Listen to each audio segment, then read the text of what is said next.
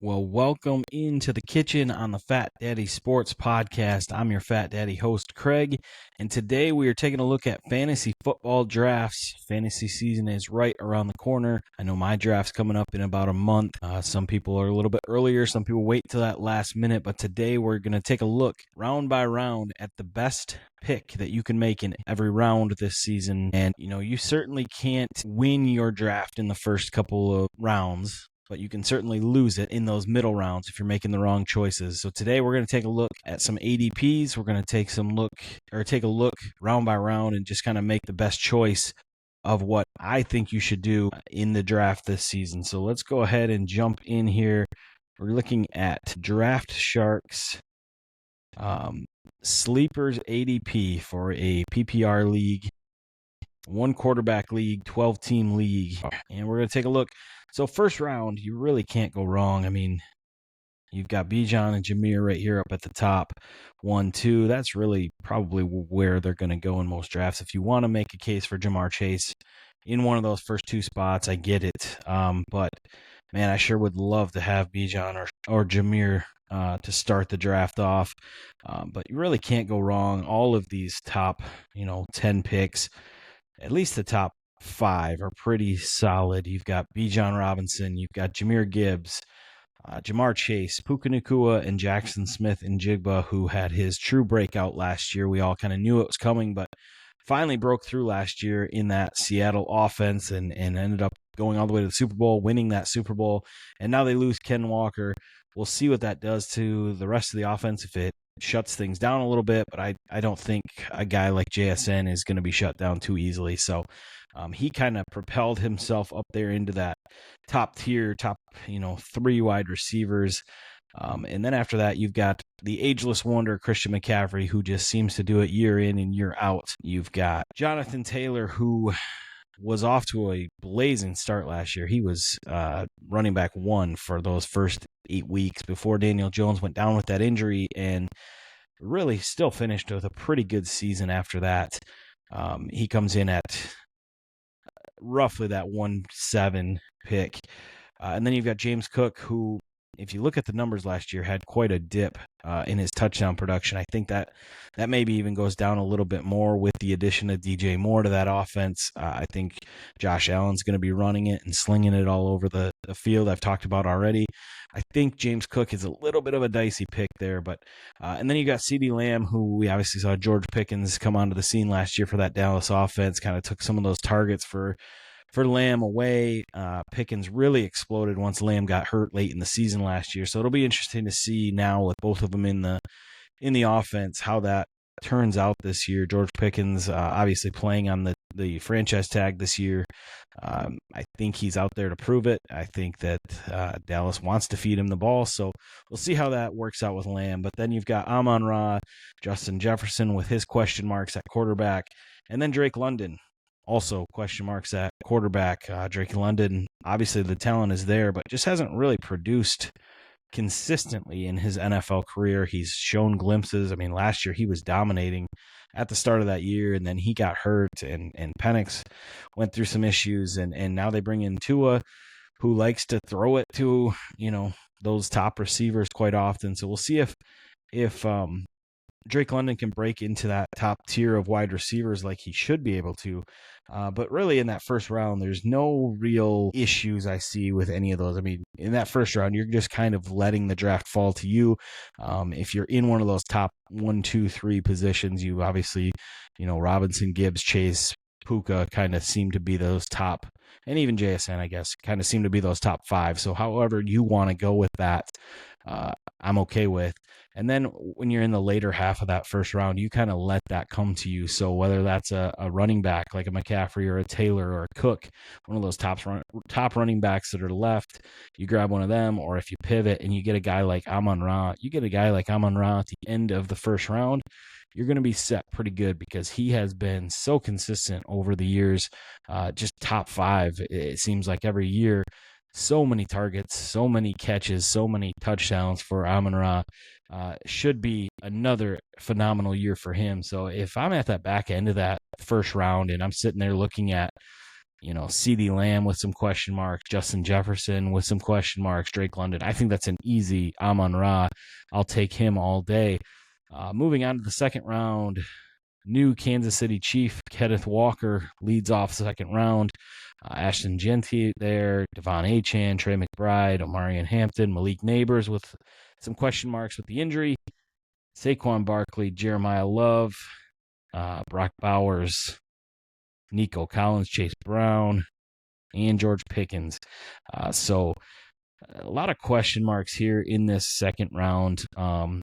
Obviously, with the second round, it kind of depends on where you went with your first round and how the draft is falling to you. If I'm always in the camp of I want to be the most balanced that I can be through those first few rounds. I don't like overloading on one position versus the other. I like to stay balanced if I can.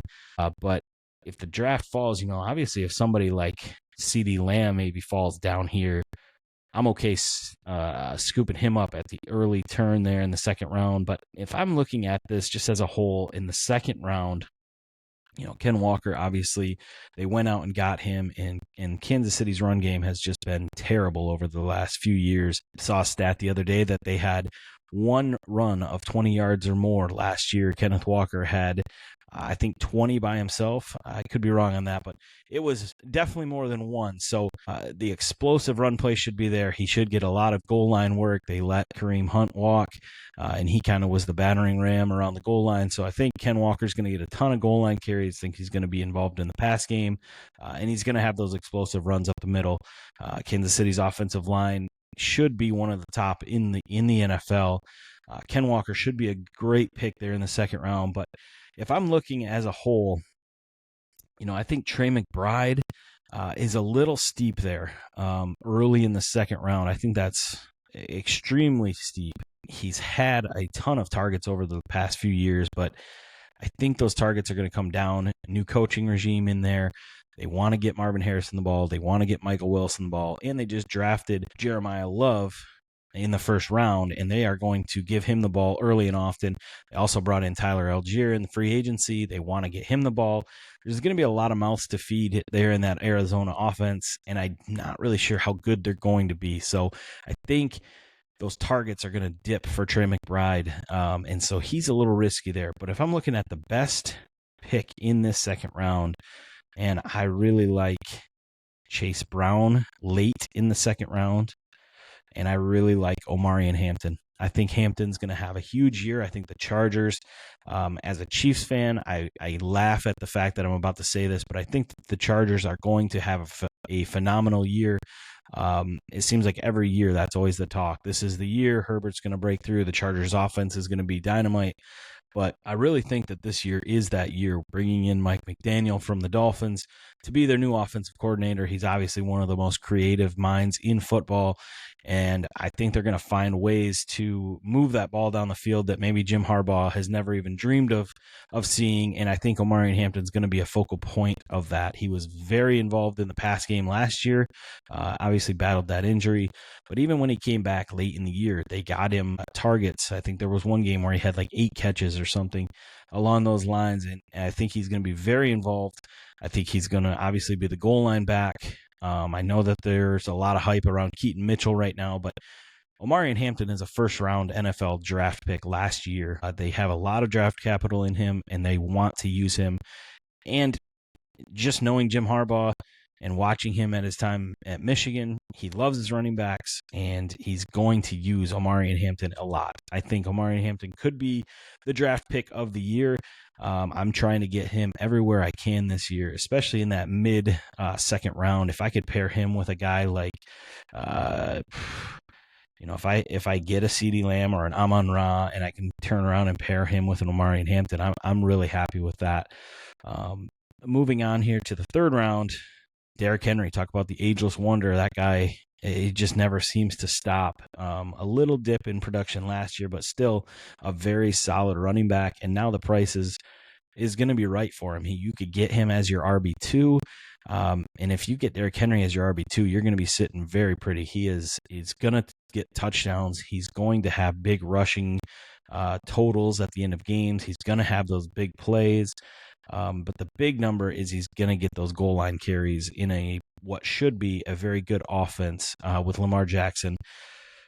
Obviously not involved in the pass game, but he never really has been, and that's okay because he's still scoring touchdowns for you. Josh Jacobs, kind of the same thing. Everything's looking like he's going to be there week 1, and if he is, he should get a lot of touchdowns. Had a little dip last year, and then had the knee injury, but I think he'll be back this year and ready to go.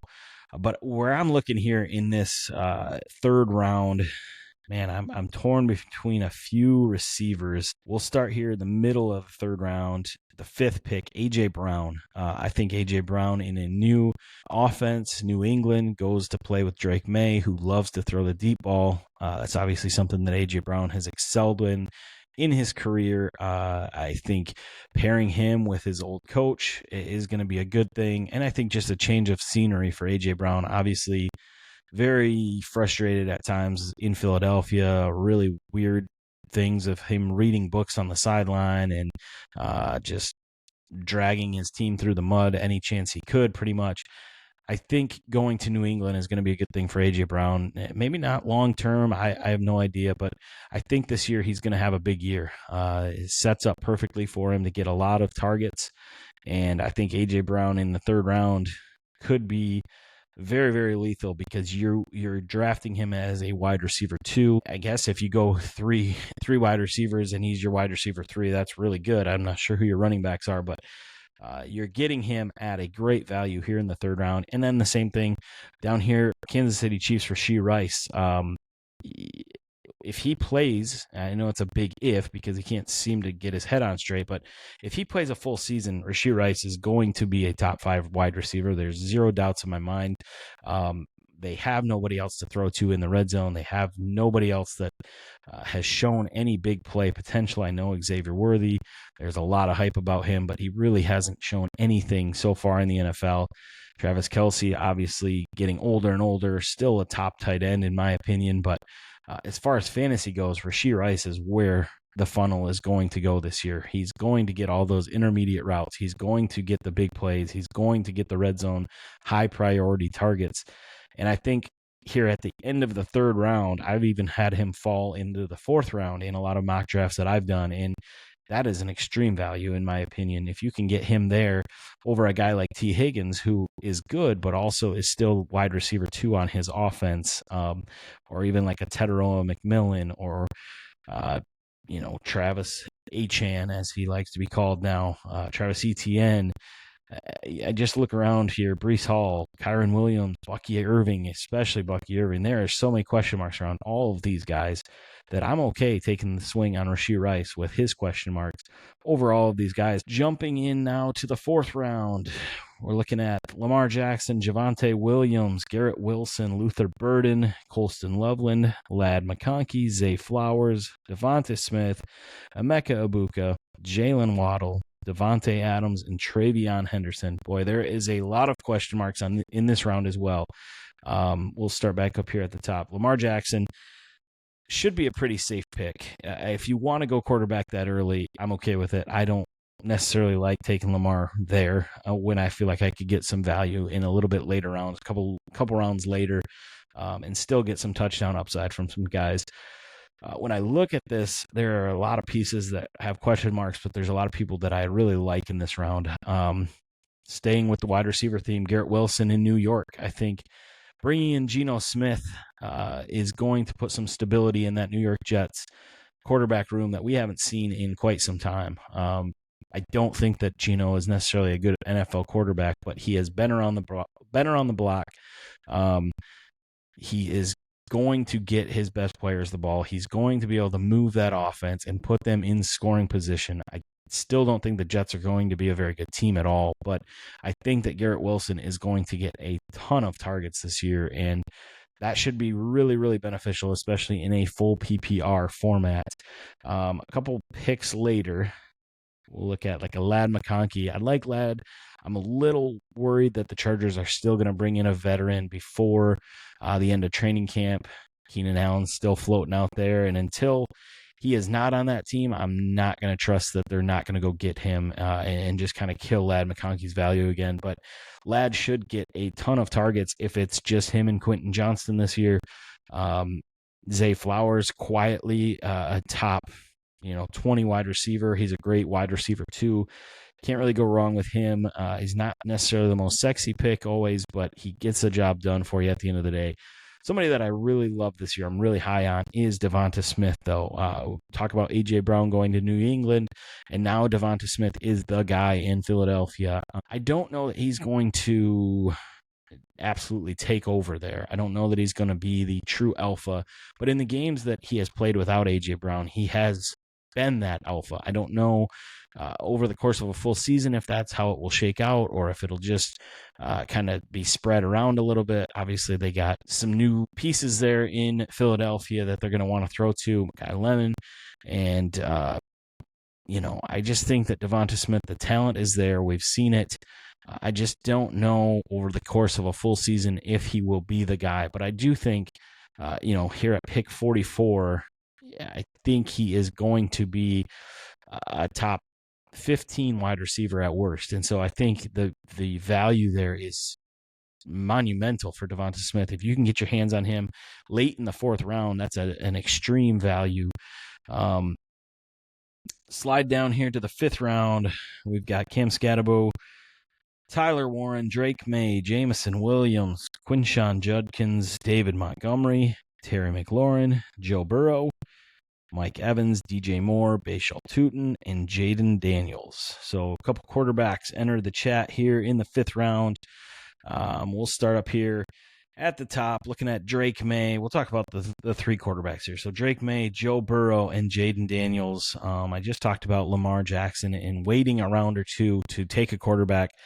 I mean, even if you wait one round later and you have the chance of getting any of the three between May, Burrow, and Daniels, I think you're going to be right there with Lamar. So that's why, to me, it just doesn't make sense to take Lamar in the early fourth and burn a pick when you could have, your hand pick of any of these wide receivers that are going to score a lot of points. You could wait one extra round and take a quarterback who is going to be right there with Lamar at the end of the season, I believe. But let's say you don't take a quarterback and you're still looking for a running back. I mean, Skattebo is obviously coming off of that ankle dislocation last year, shattered it, very gruesome injury. He was having a great rookie year, had a great senior season at Arizona State, kind of burst onto the scene, and then he was starting to tear it up for the Giants last year. Gets hurt, coaching change, they bring in John Harbaugh, who historically over the years has loved to run the ball, and I think that Skattebo is going to be a great NFL talent. I'm a little worried about him starting this year off slow. I'm a little worried how long it'll take him to ramp up. But I think he's a good pick if you can get him as your running back 2. If you can get him as your running back 3, go get him any chance you can. Same thing with Quinshon Judkins. The Browns are obviously not a good NFL offense. They struggled, but they weren't good last year, and he still put up great numbers. He's obviously coming off of the ankle injury as well, so just kind of keep an eye on that as training camp rolls on, as you get closer to your draft. See what the news is, see if he's been participating, what the deal is there. Where I'm really putting my money in this round is right here in Houston with David Montgomery. Obviously has resurrected his career in Detroit after some time in Chicago where it was kind of going downhill a little bit. Comes to Detroit, he pairs with Jahmyr Gibbs, Sonic and Knuckles. You know the deal. He's great around the goal line. That's kind of where people saw him the most, but he also had some huge explosive plays for the Lions. A lot of tread on the tires for David Montgomery. He didn't play a whole lot last year, so maybe saved a little bit of that tread, but I think he comes to a Houston offense that he fits perfectly with. They struggled big time in the red zone last year, and that's something that he excels at. They brought him in for a reason, and he is going to get tons of red zone opportunities. He is going to score a lot of touchdowns for this Houston offense, and I think he's going to be pretty good out of the backfield catching passes. If you can get David Montgomery in that 5th round to be potentially your running back 3, get him at any cost that you can. I think he is the absolute best pick in that fifth round. A guy like Terry McLaurin, and I want to buy in so bad on him, but I've been burned so many times in the past by him, and we all have those players that we just stay clear of. So, Terry, I'm rooting for you, but I am not going to reach for you. And then one more pick in this round that I don't know in a full PPR how productive he's going to be, but he's going to score so many touchdowns, and that's Mike Evans in San Francisco. Kittle coming off an injury. McCaffrey is obviously getting up there in age. They want to limit his touches a little bit more. I think Mike Evans is a huge pickup for that 49ers offense. Purdy to Evans all day in the end zone. Evans is going to score so many touchdowns. Coming down here to the 6th round now, we jump into some tight ends. Harold Fannin Jr., who broke onto the scene last year for the Browns. Really, really good rookie season for him.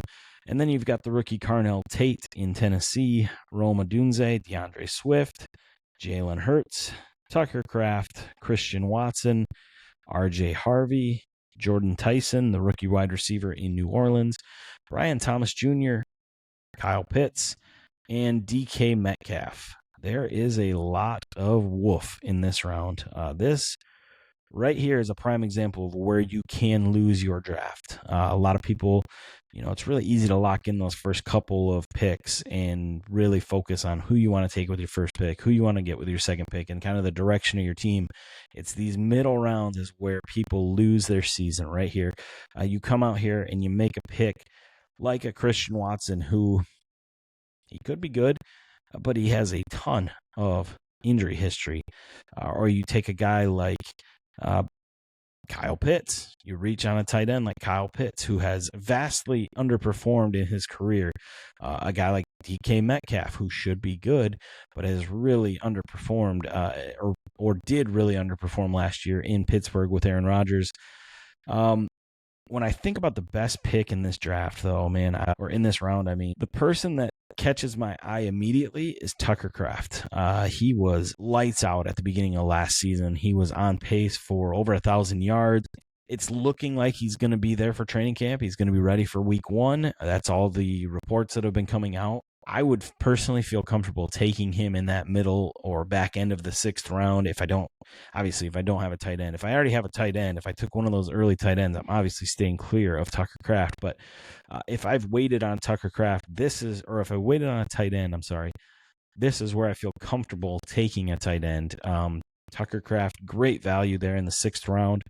Had he not gotten hurt last year, he's probably right up there with the Trey McBrides, the Tyler Warrens. He's up there in that top tier of tight ends. But since he got hurt, numbers aren't there. He's in that mid to back end of the 6th round.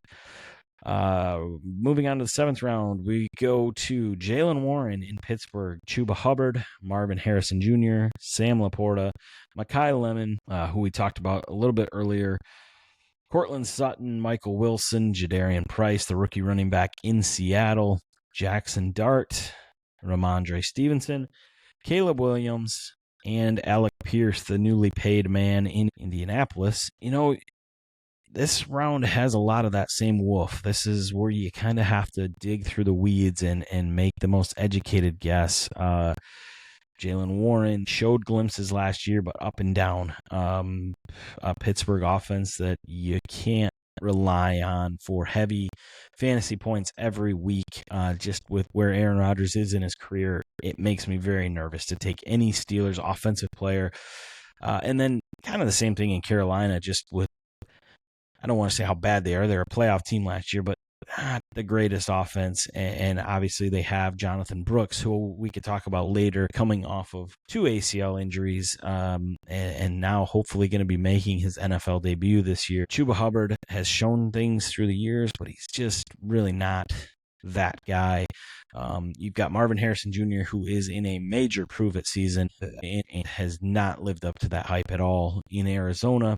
Sam Laporta, who has gotten worse every year. I like Sam Laporta here in the middle of the 7th round.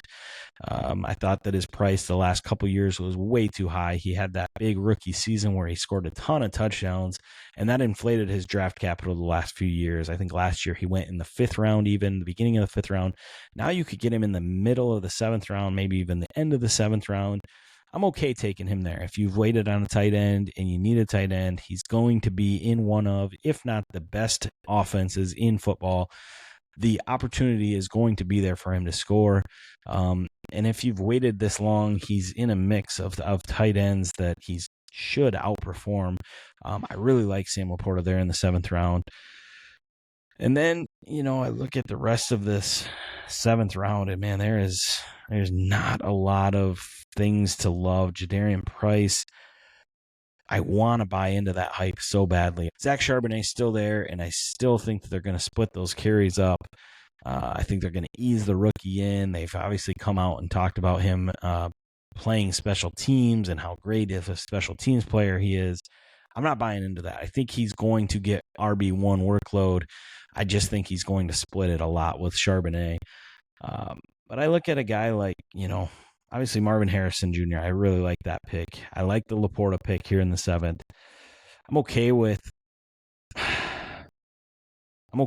Wilson. I think if you've waited this long or if you've stocked up on some wide receivers and you need a wide receiver 3, Michael Wilson could be a nice piece. Quietly over 1,000 yards last year. I think that might come down a little bit because I'm a big believer still in Marv. I think Marv's going to get a lot of work. I think the run game's going to get a lot of work. I think Wilson will be okay, but if I had to pick one person in this round, I think it's probably Laporta. And I'm not even the biggest Laporta supporter, but I mean, the price is so good here in the middle or late 7th round. Going to the 8th round, somebody who I'm high on this year, Justin Herbert leads it off. Tony Pollard, Jacoby Myers, Rico Dowdle, new Pittsburgh running back. Parker Washington in Jacksonville, Kyle Monangai, Dak Prescott, Trevor Lawrence, J.K. Dobbins, Chris Godwin, Oronde Gadsden, and Dalton Kincaid in the 8th round. So the 6th, 7th, and 8th rounds are a lot of weeds to dig through to find those diamond in the rough. But if I'm looking here in the 8th round and I've waited on a quarterback, I really like Justin Herbert. I think he has the ability to be a top 5 quarterback this year. That Chargers offense is going to be really good, and Justin Herbert's going to be in positions where he's going to have opportunities to throw a lot of touchdowns. I don't know if you play in a league that you get bonus points for big plays. I'm not sure how many of those big plays are going to be there, but I do think he's going to have a lot of red zone touchdowns this year. I just think that they are going to be in the red zone so often that his odds are going to be really high. So if you've waited on a quarterback, I love taking Justin Herbert there, especially if you can get him later than that 8-1 pick. If you get him in the middle of the 8th round or somehow in the back end of the 8th round, great. Take him all day. And then you go into guys, that are in a lot of timeshares or murky situations like Jacoby Myers. They've obviously got Parker Washington, Brian Thomas Jr., You don't know exactly who's going to get that ball. Travis Hunter, I'm not sure if he's going to play wide receiver this year, but if he does, that's another mouth to feed. Just a murky situation in Jacksonville. I think they'll be a pretty good offense, but I'm out on both of these wide receivers from Jacksonville. Just too many question marks. And then same thing, Rico Dowdle. Same thing I just said about Jaylen Warren. You've got a guy like Kyle Monangai who is immediately in a time split with DeAndre Swift. In his time last year, Monangai really wasn't that great. We all kind of were waiting for that breakout and for him to take over from Swift, and it never happened. If Swift goes down with an injury, obviously Monangai explodes onto the scene, but you can't really draft banking on that. So if I'm looking here at this round, I'm looking directly at J.K. Dobbins, a guy that has battled injuries, but he's a starting running back for a Sean Payton team who loves their running backs. They're sticking with J.K. Dobbins. They want to give him the ball. I think that Jalen Waddle is going to open up that offense a lot. I think they're going to have a lot of scoring opportunities, and I think Dobbins is going to get a lot of scores this year. So especially here in the end of the 8th round, I've already got my starting running backs. I'm looking for bench pieces now, and if I can scoop up J.K. Dobbins and throw him in as the season goes, or even use him as trade bait as the season goes, great. I'll take J.K. Dobbins all day. Moving on to the 9th round, you've got George Kittle leading things off. Blake Corum, Ricky Pearsall, Patrick Mahomes, Jordan Addison, Quentin Johnston, Michael Pittman Jr. in Pittsburgh now, Wan'Dale Robinson reunited with Brian Daboll out in Tennessee, Brock Purdy, Jake Ferguson, Hunter Henry, and Kenneth Gainwell, new home in Tampa Bay. Looking at the 9th round here, and there is a lot of question marks about George Kittle. I think the price is right if you wait on a tight end. I don't necessarily feel comfortable taking him as my only tight end. In a lot of drafts that I've been doing, I've been getting him in the 10th round, or even the back end of the 9th. And if I get him there, I'm okay taking him and pairing him with somebody else. I'm not sure what the ramp up time will be for George Kittle. There's obviously, videos of him deadlifting. I think it was 665 pounds or something ridiculous like that. He is an animal. And I think that as the season goes, he's going to be more involved. But Mike Evans being there, it scares me a little bit with George Kittle. We've seen games where he's dominated. We've also seen games where he's not involved at all. And really where he shines is in that red zone. And now they bring in Mike Evans, and maybe that'll open things up more for Kittle. I don't know. But it scares me to take him as my only tight end. When I look at this 9th round, I guess it depends on who I have and what I need. But I look at a guy like Blake Corum. He started to come on more towards the end of the season. He started to eat into more of Kyren Williams' timeshare there. And as a Kyren Williams owner last year, it was very frustrating. As a Michigan Wolverine fan and a Blake Corum fan, I love to see the emergence of Corum. I've always thought that he's going to be a great NFL talent.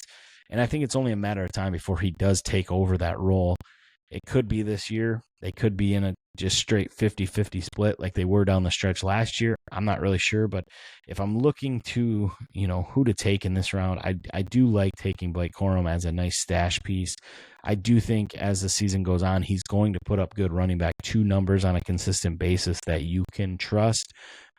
He's going to be used around the red zone, and if he gets those 50-50 splits, and you can get him in the 9th round versus Kyren Williams in, I think, the 3rd round, that's obviously a huge value. So I will take Blake Corum in the 9th round all day long.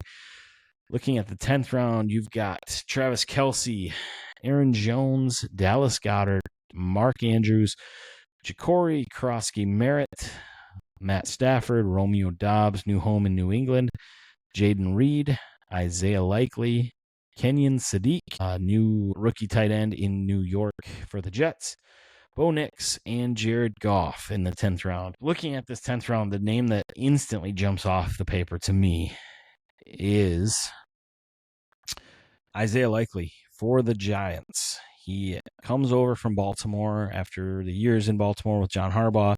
They went out and, were very intentional to bring him into New York in a tight end room that he instantly is the tight end 1.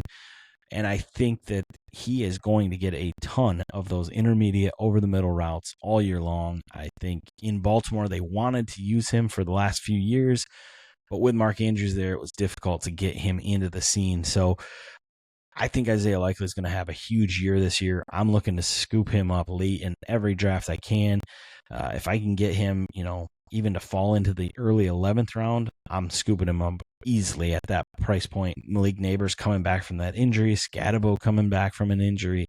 There's going to be a lack of mouths to feed early in that season, and I think Likely is going to tear it up, especially early in the season. But looking at the 11th round, Brian Robinson Jr. going to Atlanta, Jordan Love, Josh Downs, Zach Charbonnet, Stephon Diggs still with no team, which I think will get handled here in the next few weeks. I think Stephon Diggs will sign with somebody. Who that is, I'm not sure. Rachaad White, new home in Washington. Brenton Strange in Jacksonville. Jordan Mason in Minnesota. Jaden Higgins in Houston. Tyler Algier, new home in Arizona. I like that fit.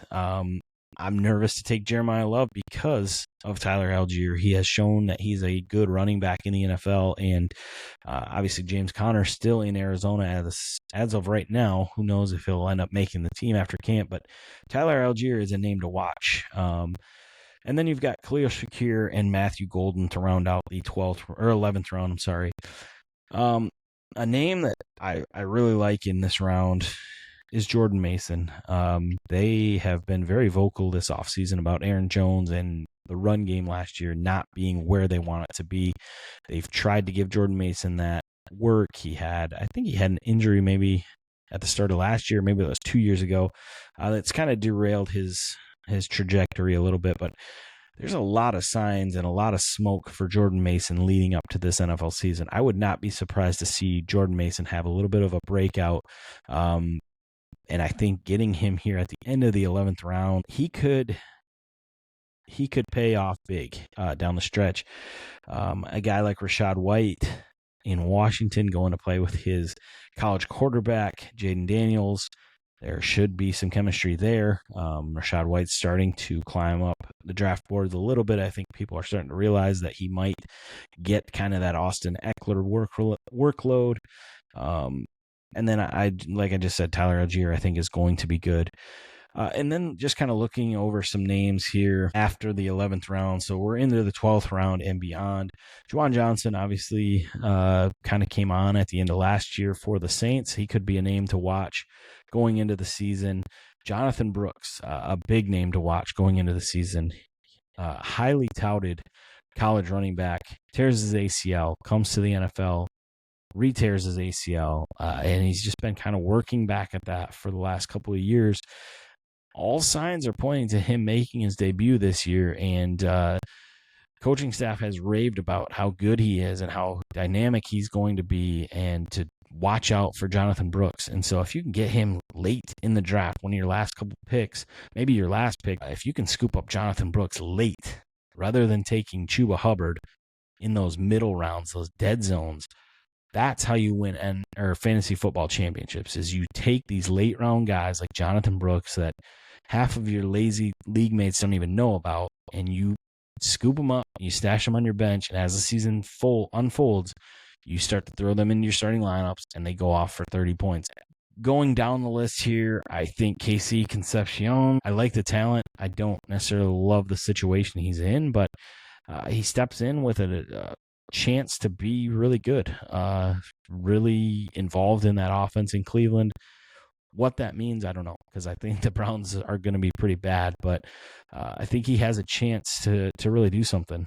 Same thing, Denzel Boston could be a very late round sleeper, somebody that maybe even goes undrafted and you end up picking up after that first week when he blows up. There's always those guys that everybody's sleeping on, and then they blow up in week one, and everybody dumps all of their fab or their waiver priority on those guys. Denzel Boston could be one of those guys. Rookie wide receiver for the Browns. And you've got old names like Alvin Kamara. Man, it's crazy how fast times change. I mean, just a few years ago, he was a top round for fantasy football running back, and now here he is in the 14th round, going undrafted in a lot of leagues. Things change quickly. Same thing with C.J. Stroud, kind of lit the league on fire a couple of years ago, and now here he is also in the 14th round. Deebo Samuel, same thing. Keaton Mitchell could be a fun name to watch. We talked about him a little bit with Omarion Hampton. I don't think Keaton Mitchell is going to take over that workload. I've seen a lot of comps to Devon Achane, and I just don't see it there. I think Hampton is too good and too high of draft capital that they're going to give Mitchell, 20 touches a game. I think he's a 10 touch a game type of guy, 8 touch a game kind of guy. He's going to spell Hampton when he needs a rest. And I think he's going to have big plays. I think he's going to give you value at some point throughout the season, but a weekly starter, I don't know. He's more of a guy you pick up, you throw into your flex on a bye week, and you hope that he has that big play that goes for 85 yards and a touchdown. Another late pick here, Cam Ward. I think Cam Ward's going to have a phenomenal year. I think he's going to take that jump in year 2 with Brian Daboll as the offensive coordinator. Daboll has shown good things as an OC, and I think that's just going to be a whole different environment in Tennessee. Cameron Ward had good games last year. He was right around that 15-point mark in a lot of weeks, and I think this year is where he kind of explodes. They bring in some talent around him to help him out. Carnell Tate, I think, is going to be day one. I mean, he's going to light the league on fire right away. High expectations for Carnell Tate, and Cam Ward should be right there with him. Dylan Sampson, a lot of talk about him. I still think Judkins is is the guy there. But Dylan Sampson, you never know. And then Isaiah Pacheco, if you need that last bench spot, I don't think Isaiah Pacheco is really that great of a talent. Watching him in Kansas City for all these years, there was a lot of times I yelled at my TV about Isaiah Pacheco, but he goes to an offense that is going to be in the red zone a lot, going to have a lot of goal line carries, and Gibbs isn't going to get all of those. So if you need a bye week plug and play, I think Pacheco's going to get some high value touches week in and week out. And then obviously if Gibbs goes down at any point, Pacheco is an instant start every week just based on the opportunities that he's going to get. Again, I don't think that standalone value, he is very good, but if you have Gibbs, he's a fine handcuff to have. Stash Pacheco at the end of your bench, and if anything happens to him down the stretch, you've got a former RB1 right there waiting for you in one of, if not the league's best offenses. So this was a fun video to record today. A little bit longer than maybe what I wanted to go with, but it's fun to just kind of go round by round and look at some of those names, to just kind of dream and think, what can my team be if I could actually get, handpick who I wanted each round. Draft season's coming up, so be sure to stay tuned in. We're going to be doing more draft videos, more fantasy football talk, and just leading up to the season. Thanks for tuning in, and we'll catch you in the kitchen.